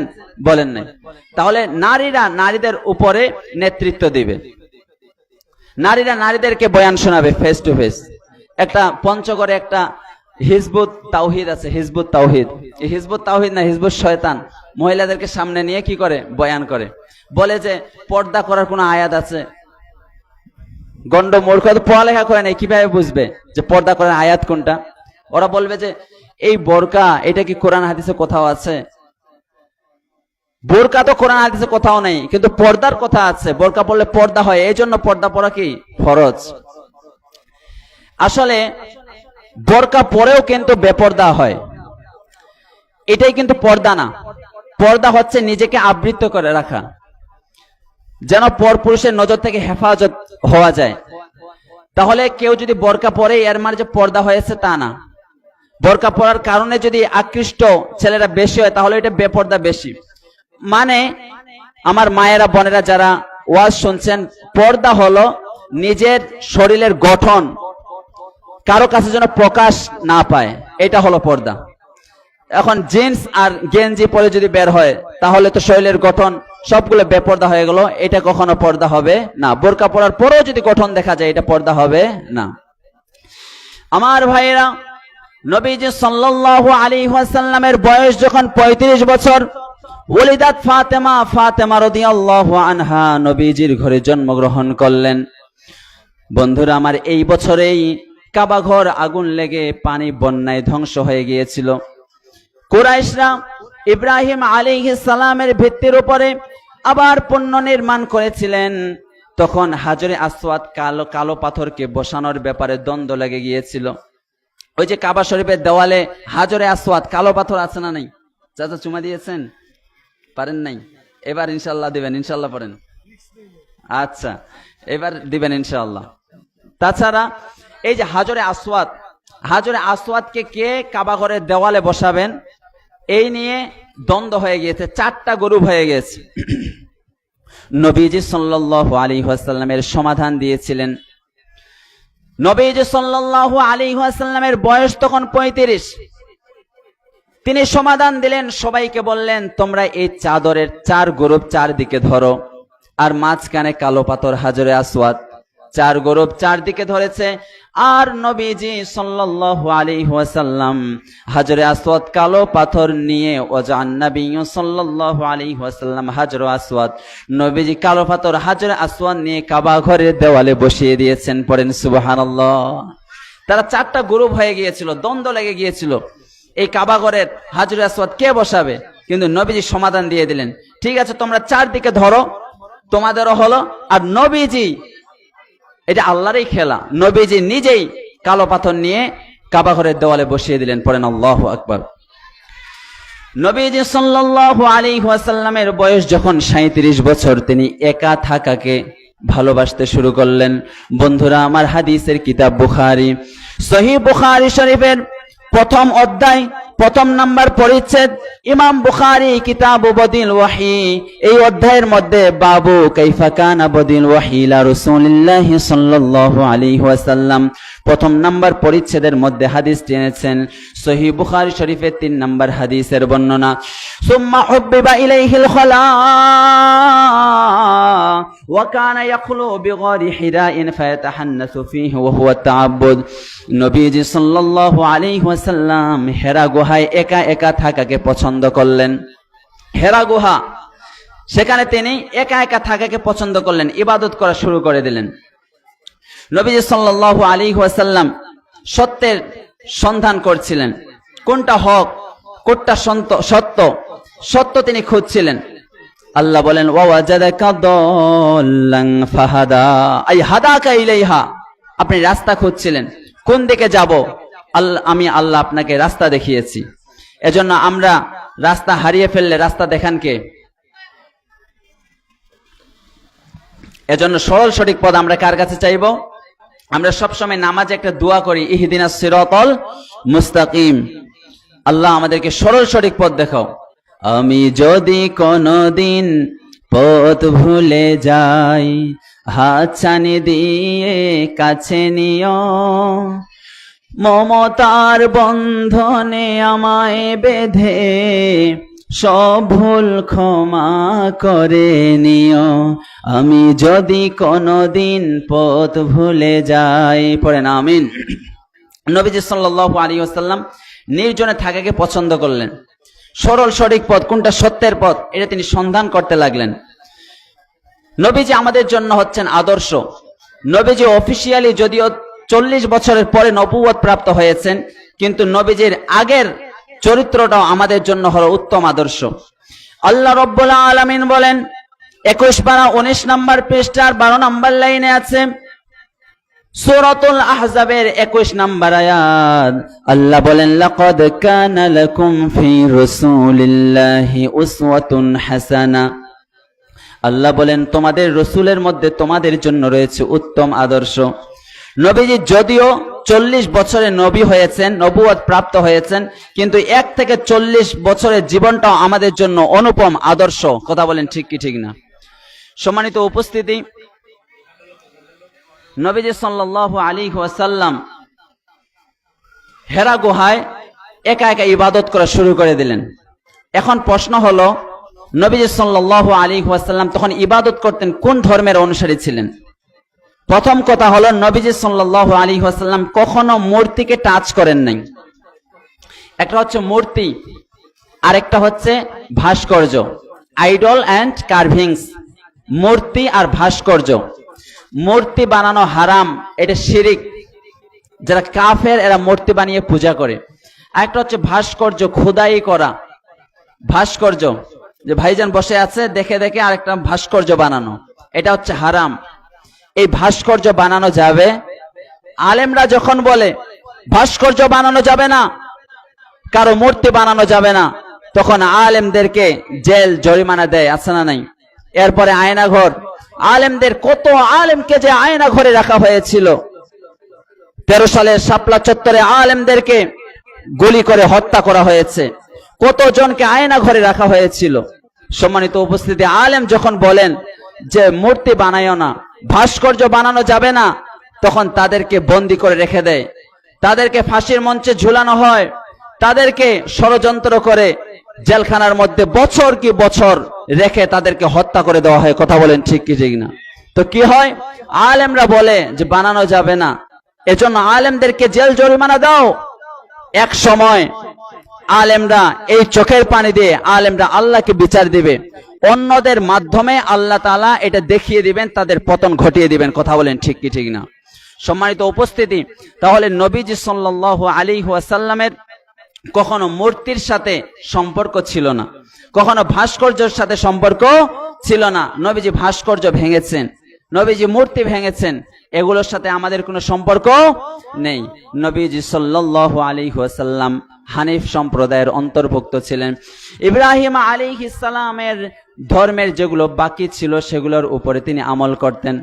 তাহলে নবী ইব্রাহিম আলাইহিস সালাম ছিলেন মুসলিম, আর মুসলিম ইব্রাহিম আলাইহিস সালামের ধর্মের যেগুলো বাকি ছিল নবী সাল্লাল্লাহু আলাইহি ওয়াসাল্লাম সেগুলোর উপরে আমল করতেন। নবীজির বয়স এখন 37।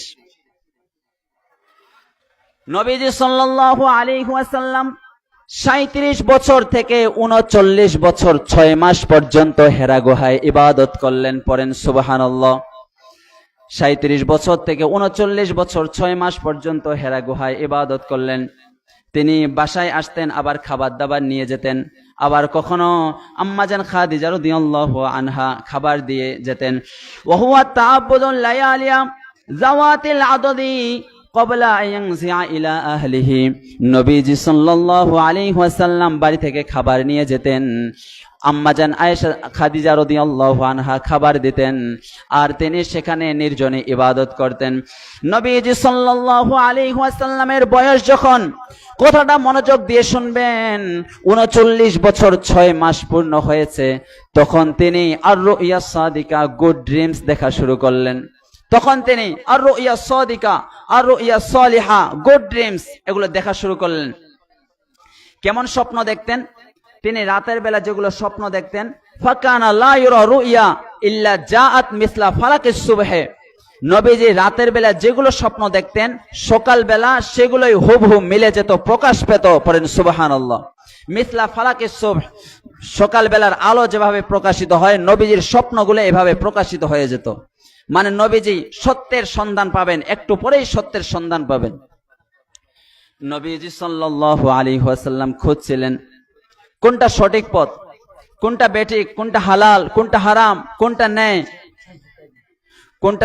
কোনটা অন্যায়। তখন নবীজি সাল্লাল্লাহু আলাইহি ওয়াসাল্লামের কাছে আল্লাহ তাআলা জিবরাইল আলাইহিস সালামকে পাঠিয়ে দিলেন।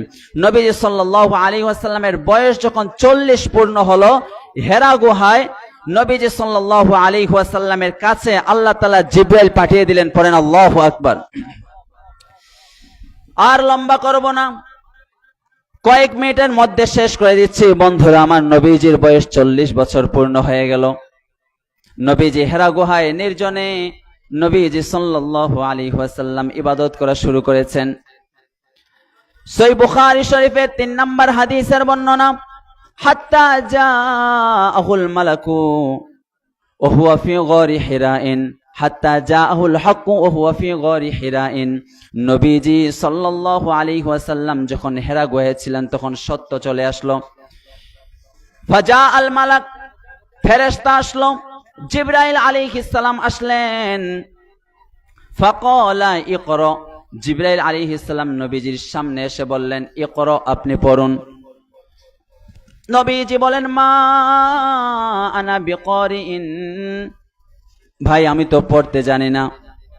জিবরাইল আলাইহিস সালাম নবীজিকে ফাআখাযানি ফাগাত্তানি হাত্তা বালাগা মিন্নিল জাহাদা, নবীজিকে বুকের সাথে এমন ভাবে চাপ দিলেন, হাত্তা বালাগা মিন্নিল জাহাদা, নবীজির খুব অত্যন্ত কষ্ট হচ্ছিল।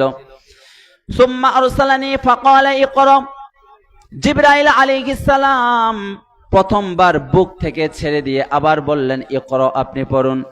নবীজি বললেন, মা আনা বিকারিইন, ভাই আমি তো পড়তে জানি না। ফাআখাযানি ফাগাত্তানি সানিয়া, দ্বিতীয়বার জিবরাইল আলাইহিস সালাম নবীজিকে বুকের সাথে জড়িয়ে ধরলেন। সুম্মা আরসালানি ফাকালা ইকরা, আবার ছেড়ে দিয়ে বললেন, ইকরা, আপনি পড়ুন। নবীজি বললেন, ভাই আমি পড়তে জানি না।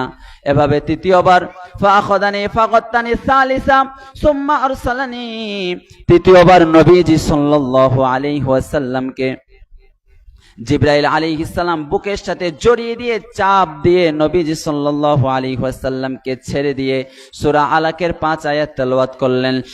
ইকরা বিসমি রাব্বিকাল্লাযী খলাক খলাকাল ইনসানা মিন আলাক ইকরা ওয়া রাব্বুকাল আকরাম আল্লাযী আল্লামা বিল কলম। জোরে পড়েন আল্লাহু আকবার, আরো জোরে সবাই পড়েন আল্লাহু আকবার। এই নাজিল হওয়া শুরু হয়ে গেল। এই কোরআনের ওজন হালকা কোনো ওজন নয়। ইন্না সানুলকি আলাইকা কওলান সাকিলা। পৃথিবীর সেরা ওজন হলো ওহির ওজন, কোরআনের ওজন। নবীজি কাঁপতে আরম্ভ করলেন, দৌড় দিয়ে বাসায় চলে গেলেন। আম্মাজান খাদিজাকে গিয়ে বললেন, জাম্মিলুনি জাম্মিলুনি, ও খাদিজা আমাকে ঢেকে দাও, চাদর দিয়ে ঢেকে দাও। ফাজাম্মালুহু, আম্মাজান খাদিজা চাদর দিয়ে ঢেকে দিলেন। নবীজি চাদরের ভিতরে আবৃত। আল্লাহ বলেন, নবী চাদরের ভিতরে থাকলে হবে নাকি? ইয়া আইয়ুহাল মুজাম্মিল কুমিল লাইলা ইল্লা কলিলা, ও চাদর আবৃত, চাদরের ভিতরে থাকলে হবে নাকি? আপনি রাতের কিছু অংশ ছাড়া আপনি দাঁড়িয়ে যান, আল্লাহর রবের ইবাদত করেন। কুমিল লাইলা ইল্লা কলিলা। নবীজি রাতভর ইবাদত করছেন, ঠান্ডা লাগছেন, শীতে কাঁপছেন। বললেন যে দাসসিরুনি দাসসিরুনি, আমাকে কাপড় দাও, আমাকে কাপড় পরিধান করিয়ে দাও। নবীজি সাল্লাল্লাহু আলাইহি ওয়াসাল্লামকে কাপড়ে আবৃত করে দেওয়া হলো। এরপরে আল্লাহ আবার মায়া করে সম্ভাষণ দিয়ে বললেন, ইয়া আইয়ুহাল মুদ্দাসসির কুম ফাআনজির, এভাবে বস্ত্রাবৃত, এভাবে বসে থাকলে হবে? কুম, আপনি দাঁড়ান। আনজির, মানুষকে সতর্ক করেন, সত্যের বাণীগুলো পৌঁছিয়ে দেন। তখন থেকে নবীজি সাল্লাল্লাহু আলাইহি ওয়াসাল্লামের উপরে কোরআন নাজিল হওয়া শুরু হয়ে গেল। সম্মানিত উপস্থিতি, ইকরা থেকে শুরু হয়ে গেল। কোরআনের প্রথম বাণী কি? ইকরা। ইকরা মানে কি? পড়ো। ইকরা বিসমি রাব্বিকাল্লাযী খলাক, আল্লাযী খলাক, পাস্ট টেন্স, অতীতকালীন ক্রিয়া। হু হ্যাজ ক্রিয়েটেড, যিনি সৃষ্টি করেছেন, তার নামে পড়ুন। ইকরা বিসমি রাব্বিকাল্লাযী খলাক খলাকাল ইনসানা মিন আলাক। এজন্য এই কোরআন নাজিল হয়েছে নবীজি যখন 40 বছর বয়স। এই কোরআন পড়তে আপনারা রাজি আছেন তো ইনশাআল্লাহ? যারা যুবক ভাইয়েরা আছো, সকাল সন্ধ্যা এই কোরআন তেলাওয়াত করতে হবে, নামাজ পড়তে হবে সময় মতো নামাজ। বাপটা মারা গেলে কি কান্দাকাটি করে, ছেলেরা কোরআন টোরান পড়ে না, নামাজ কালাম পড়ে দোয়া করে না, আল্লাহর কাছে শেয়ার করে না, ফেসবুকে শেয়ার দেয়, আছে না নেই? বাপ মারা গেছে কোথায় শেয়ার দেয়? ফেসবুকে শেয়ার দেয়, এই পোস্ট আপলোড করে। এই মেয়েগুলো ছেলেগুলো এত অবাধ্য হয়ে গেছে, বাপ মারা গেছে এটা পোস্ট দেওয়ার জিনিস নাকি? ফেসবুকে দেওয়ার জিনিস? কোরআন পড়ো, তেলাওয়াত করো, নামাজ পড়ে মা বাবার জন্য দোয়া করো। তোমাকে পড়তে হবে কোরআন, তোমাকে পড়তে হবে, আরবিতে পড়তে হবে। বাংলা উচ্চারণে, ইংরেজি উচ্চারণে পড়া যাবে না। তো আলহামদু, এটা ইংরেজিতে কি লেখা কখনো সম্ভব? এতে আ হয়, ও হয়, তবে ইউতে প্রথমে ইউ থাকলেও তো আ হয়। তো প্রথমে আলহামদু লিখলে যারা কোরআন পড়তেই জানে না বলবে আলহামদু বলবে তখন। এজন্য অন্য কোন ল্যাঙ্গুয়েজে উচ্চারণে পড়া যাবে না। ইকরা বিসমি রাব্বিকাল্লাযী খলাক, আরবিতেই তোমাকে শিখতে হবে। তোমার বাবার জন্য দোয়া করতে হবে কোরআন পড়ে, মায়ের জন্য দোয়া করতে হবে। সম্মানিত উপস্থিতি, আমি শেষ করে দিচ্ছি। আমরা আজকে মিলাদুন নবীতে সিরাতুন নবী আমরা শুনেছি। নবীজি সাল্লাল্লাহু আলাইহি ওয়াসাল্লামের ধারাবাহিক জীবনী 1 বছর থেকে নিয়ে 40 বছর পর্যন্ত শুনেছি, তাই না চাচা? চাচা ঠিক আছে না? নবীজি সাল্লাল্লাহু আলাইহি ওয়াসাল্লামের 1 বছর থেকে 40 বছর পর্যন্ত শুনেছি, তাই না ভাইজান? তাহলে ঠিক আছে না কথাটা? তাহলে এভাবে আমার বলা উদ্দেশ্য হচ্ছে 40 বছর পর্যন্ত হয়ে গেল, 40 থেকে 63 এই জিন্দেগিটাও আমাদের জেনে আমল করার দরকার আছে না নেই? তাহলে আজকে নবী হওয়া পর্যন্ত, নবুয়ত হওয়া পর্যন্ত আলোচনা করেছি। পাশাপাশি আমার মায়েরা, আমার বোনেরা, মসজিদ কমিটির থেকে আমাকে বলা হয়েছে আমার মায়েরা বোনেরা নাকি অনেক বয়ান শুনতে ভালোবাসে, তারা অনেক আমাকে মহব্বত করে। তাই আমার মায়েদেরকে বলবো, বোনদেরকে বলবো, এদিক দিয়ে গেলে ওই আমি শুনেছিলাম টিভির আওয়াজ শোনা যাচ্ছে, আত্তাহিয়াতু লিল্লাহি ওয়াস সালাওয়াতু, এরকম মস্ক কেউ কেউ শুনছে। তো টিভির দোষ না, দোষ হলো আমাদের। তো অনেকেই আছে টিভি ভালো কাজে ব্যবহার করে, মোবাইল এগুলো ভালো কাজে ব্যবহার করে, তাই আমরা যেন ভালো কাজে ব্যবহার করি। আর আমার মাদেরকে বলবো, বোনদেরকে বলবো, এই টিভি দেখা আর অশ্লীলতা, মোবাইল নিয়ে পড়ে থাকা, এগুলোর সাথে আমাদেরকে সম্পর্ক হতে পারে না। আমার ছেলে মেয়ে মানুষ করেন, ছেলে মেয়ে মানুষ করতে হবে। আল্লাহ তাআলা তৌফিক দান করুক, পড়েন আমিন। আমার ভাইয়েরা, আপনারা আমাকে অনেক মহব্বত করেন, এখানে তো অনেক কয়েক মাসেই হয়ে গেল আছি। আমার জন্য খাস করে দোয়া করবেন, যেন আমি কিন্তু কোনো দল টল করি না, কোরআন হাদিস থেকে হকের কথা বলবো। কথা বলেন ঠিক কি ঠিক না? শেষ করে দিছি তো না, শেষ করে দিছি গজল থেকে গজল গাও। ওকে, না শেষ করে দিছি গজল গাও। উপস্থিতি, আমি যেহেতু শেষ করে দিয়েছি, আবার কিভাবে শুরু করব? তাই শেষে এটাই আরজ, আমার কিন্তু বয়স একেবারে কম, মানে 25 বছরে পড়ালেখা শেষ করে 25-এর শেষের দিকে বিয়ে, 26-এ বাবা, এখন 27-এ চলতেছে আর কি, আল্লাহর রহম। তো আপনাদের এখানে আছে একেবারে বয়স অল্প, মানে মাত্র পড়ালেখা শেষ করে খেদমত বা চাকরিতে আমি জয়েন করেছি। আপনাদের সকলের কাছে দোয়া, বিশেষ করে আমার মায়েদের কাছে, বোনদের কাছেও দোয়া চাই, যেন এভাবে হকের কথা বলে যেন দিন ইসলামের খেদমত করে যেতে পারি। সকলের কাছে দোয়া চাই, আল্লাহ কবুল করুক, পড়েন আমিন। ওয়া আখিরু দাওয়ানা আনিল হামদুলিল্লাহি রাব্বিল আলামিন। আসসালামু আলাইকুম ওয়া রাহমাতুল্লাহি ওয়া বারাকাতুহু।